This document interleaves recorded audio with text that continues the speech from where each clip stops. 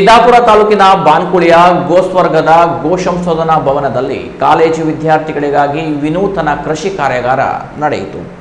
ಸಿದ್ದಾಪುರ ಕೃಷಿ ಇಲಾಖೆ ಸಂಶೋಧನಾ ಖಂಡ, ಕಾಮದುಗ ಟ್ರಸ್ಟ್, ಗೋಪಾಲ ಟ್ರಸ್ಟ್, ಗೋಸ್ವರ್ಗ ಮಾತೃತ್ವಂ ಸಮಿತಿ ಹಾಗೂ ಶ್ರೀರಾಮದೇವ ಬಾನ್ಕುಳಿ ಮಠದ ಸಂಯುಕ್ತ ಆಶ್ರಯದಲ್ಲಿ ಹಮ್ಮಿಕೊಂಡ ಕೃಷಿ ಕಾರ್ಯಾಗಾರದಲ್ಲಿ ಅಡಿಕೆ ಸಸಿಗೆ ಜೀವಾಮೃತ ಎರೆದು ಪೋಷಿಸುವ ಮೂಲಕ ಕಾರ್ಯಕ್ರಮವನ್ನು ವಿಶಿಷ್ಟವಾಗಿ ಉದ್ಘಾಟಿಸಲಾಯಿತು.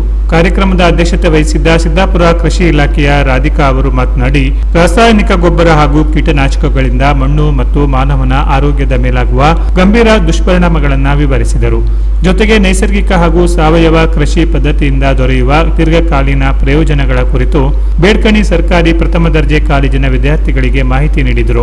ಮುಖ್ಯ ಸಂಪನ್ಮೂಲ ವ್ಯಕ್ತಿಯಾಗಿ ಪಾಲ್ಗೊಂಡಿದ್ದ ಡಾಕ್ಟರ್ ವೈ.ವಿ. ಕೃಷ್ಣಮೂರ್ತಿ ಅವರು ಭಾರತೀಯ ದೇಸಿ ಗೋವುಗಳ ವೈಶಿಷ್ಟ್ಯ, ಅಳಿವಿನಂಚಿನಲ್ಲಿರುವ ಗೋತಳಿಗಳ ಸಂರಕ್ಷಣೆ ಹಾಗೂ ಗೋ ಆಧಾರಿತ ಕೃಷಿಯ ಮಹತ್ವವನ್ನು ತಿಳಿಸಿಕೊಟ್ಟರು. ಕಾರ್ಯಾಗಾರದಲ್ಲಿ ವಿದ್ಯಾರ್ಥಿಗಳಿಗೆ ಪ್ರಾಯೋಗಿಕ ತರಬೇತಿ ನೀಡಲಾಗಿದ್ದು, ಗೋಮಯದಿಂದ ಸಾಂಪ್ರದಾಯಿಕ ಬೆರಣಿ ಹಣತೆ ತಯಾರಿಕೆ ಹಾಗೂ ನೈಸರ್ಗಿಕ ಕೃಷಿಗೆ ಅಗತ್ಯವಾದ ಜೀವಾಮೃತವನ್ನ ವಿದ್ಯಾರ್ಥಿಗಳೇ ಖುದ್ದಾಗಿ ತಯಾರಿಸಿ ಅನುಭವ ಪಡೆದುಕೊಂಡರು.